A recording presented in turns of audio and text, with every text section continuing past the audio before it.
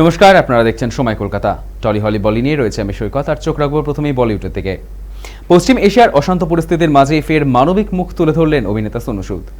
Iran Israel সংঘাতের প্রভাবে দুবাইয়ে আটকে পড়া ভারতীয়দের সাহায্য এগিয়ে আসার ঘোষণা করেছেন তিনি। সমাজ মাধ্যমে প্রকাশিত এক ভিডিও বার্তায় অভিনেতা জানান, বিপদে পড়া মানুষদের জন্য বিদেশে বিনামূল্যে থাকার ব্যবস্থা করতে প্রস্তুত তার টিম। অপরিচিত দেশে আশ্রয়হীন অবস্থায় থাকা ব্যক্তিদের সরাসরি যোগাযোগ করার আহ্বানও জানিয়েছেন সোনু সুদ। করোনাকালের মতো এবারও নিঃস্বার্থভাবে সাহায্যের হাত বাড়িয়ে দেওয়াই তার লক্ষ্য বলে স্পষ্ট করেছেন অভিনেতা। কোনো শর্ত বা ভেদাভেদ নয়, মানবিক দায়বদ্ধতা থেকেই এই উদ্যোগ বলে জানান তিনি। তার এই ঘোষণার পর নেট মাধ্যমে প্রশংসার ঢল নেমেছে। অনেকেই আবার নিজেদের বা পরিচিতদের সাহায্যের আবেদনও জানিয়েছেন। কঠিন সময় আবারও রিয়েল লাইফ হিরো হিসেবেই উঠে এলো সোনু সুদের নাম।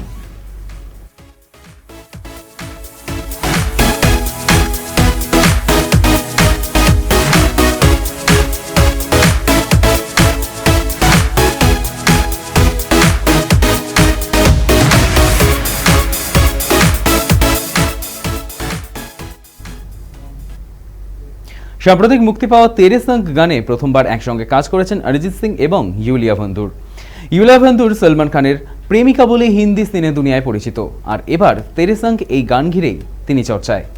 জানান, তিনি অরিজিতের জিয়াগঞ্জের বাড়িতে গিয়েছিলেন এবং সেখানে কাটানোর সময় তার কাছে বিশেষ অভিজ্ঞতা হয়ে রয়েছে। ইউলিয়ার কথায়, অরিজিতের সঙ্গে কাজ করতে পেরে তিনি ভীষণ সম্মানিত বোধ করছেন। প্রথমে কিছুটা সংকোচ থাকলেও অরিজিতের আন্তরিক ব্যবহার তাকে স্বস্তি দিয়েছে। জিয়াগঞ্জের পরিবেশও তার কাছে দারুণ লেগেছে। রাস্তার ধারে ছোট দোকান, কর্মব্যস্ত আর শান্ত গ্রাম্য আবহ তাকে মনোমুগ্ধ করেছে। গায়িকার মতে, অরিজিৎ নিজের বাড়ির চারপাশ এমনভাবে গড়ে তুলেছেন যে জায়গাটি এক ধরনের নিরাপত্তা ও আপন ভাব অনুভব করা যায়, যেন সেটি তার ব্যক্তিগত ছোট্ট জগৎ।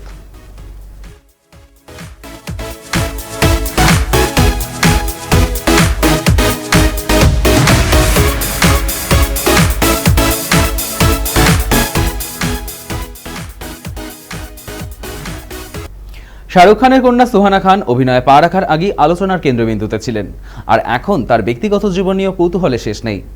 অগস্ত্য নন্দের সঙ্গে সম্পর্কের জল্পনা চললেও একসময় তিনি এক কোরিয়ান গায়ক অভিনেতার প্রতি আকর্ষণের কথাই নিজে জানিয়েছিলেন। সমাজ মাধ্যমে অনুরাগীদের সঙ্গে প্রশ্নোত্তর পর্বে সুহানা জানান, সুযোগ পেলে তিনি কিম জুন মিনিয়নের সঙ্গে ডেট করতে চান এবং সেই তারকার ছবিও শেয়ার করেছিলেন।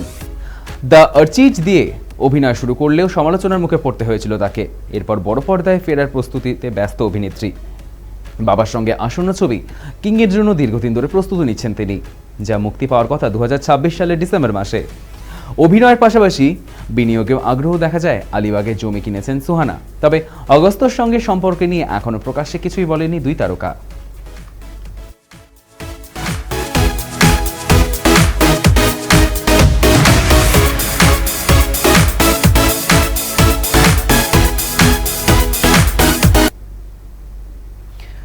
হাসি কান্না থেকে রোম্যান্স, বিচ্ছেদ, শ্রোতা অনুরাগীদের সব অনুভূতির সঙ্গী শ্রেয়া ঘোষাল। আর সেই প্লেব্যাক সম্পর্কে সম্প্রতি সিনেমায় গান গাওয়ার নিয়ে কড়া সিদ্ধান্ত নিয়েছেন। চিকনি চামেলির মতো চটুল রিলিক্সের গান আর তিনি গাইবেন না। পাশাপাশি লাইভ কনসার্টে শিল্পীদের বদ অভ্যাস নিয়ে ক্ষোভ প্রকাশ করলেন শ্রেয়া ঘোষাল। শিল্পীদের লাইভ পারফরমেন্স উপভোগ করতেই কনসার্টে যোগ দেন হাজার হাজার শ্রোতা, কিন্তু বেশ কিছু শিল্পীরা অবশ্য অন্য পন্থায় হাঁটেন। মঞ্চে কণ্ঠ ছাড়ার পরিবর্তে লিপসিং করেন তারা। শিল্পীদের এহেন শর্টকাট সংস্কৃতিকে অলসতার আখ্যা দিয়ে বলিউডের এক পডকাস্টে শ্রেয়া জানান, এটা অলসতার পরিচয়। তাহলে সেই শিল্পী কঠোর পরিশ্রম করেন না। সেই শিল্পীর উচিত কঠোর পরিশ্রম করা, কঠোর অনুশীলনের মাধ্যমেই সমাধানের পথ খোঁজা উচিত। কারণ শ্রোতাদের ভালোবাসায় সেই শিল্পী যে সিংহাসন আর মুকুট অর্জন করেছেন, সেটাকে মোটেই অবহেলা করা উচিত নয়।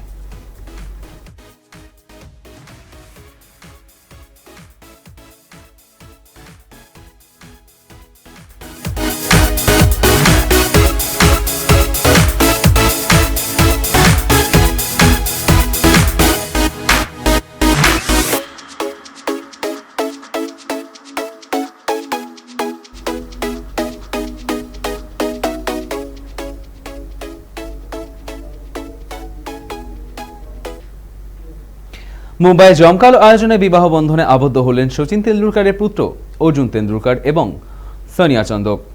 তারকার ভরা এই বিয়ের আসরে উপস্থিত ছিলেন বলিউড এবং ক্রিকেট দুনিয়ার বহু পরিচিত মুখ। বিশেষ আকর্ষণ হয়ে ওঠে দীর্ঘদিন পর একই অনুষ্ঠানে অমিতাভ, জয়া বচ্চনের সঙ্গে অভিষেক বচ্চন এবং ঐশ্বর্য রায় বচ্চনের একসঙ্গে উপস্থিতি, যা ঘিরে অনুরাগীদের মধ্যে বাড়তি উচ্ছ্বাস দেখা যায়। নবদম্পতিকে শুভেচ্ছা জানাতে হাজির ছিলেন মহেন্দ্র সিং ধোনি, রাহুল দ্রাবিড়, বীরেন্দ্র সেহবাগ, যুবরাজ সিং সহ একাধিক প্রাক্তন ও বর্তমান ক্রিকেটার। পাশাপাশি চলচ্চিত্র জগৎ থেকেও যোগ দেন শাহরুখ খান, রাজকুমার হিরানি, ফারহান আক্তার, নেহা ধুপিয়া, অঙ্গদ বেদির মতো একাধিক তারকা। আকাশ আম্বানি, শ্লোকা মেহতার উপস্থিতিও নজর কাড়ে অনুষ্ঠানে। দীর্ঘদিনের পারিবারিক দূরত্বের জল্পনার মাঝেই বচ্চন পরিবারকে একসঙ্গে দেখে স্বস্তি পেয়েছে ভক্তরা, আর সেই মুহূর্তের ছবি ইতিমধ্যেই ভাইরাল সোশ্যাল মিডিয়ায়।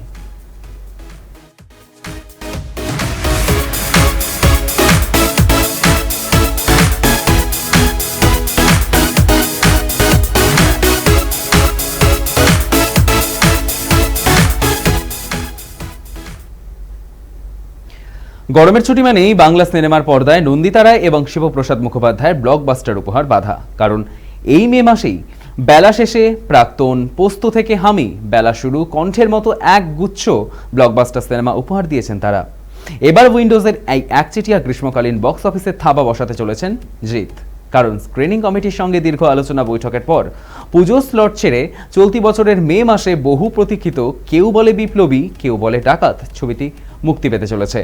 আগামী 29শে মে মুক্তি পাচ্ছে নন্দিতা শিবপ্রসাদ পরিচালিত ফুলপিসি এডওয়ার্ড। একই দিনে 29শে মে ডাকাত বিপ্লবী অবতারে বাংলার পর্দায় ঝাঁপিয়ে পড়বেন অনন্ত সিং ওরফে জিৎ। অন্তঃপর টলিউড সুপারস্টারের পাখির চোখ এখন যে গরমের বক্স অফিসের দিকে তা বলাই বাহুল্য।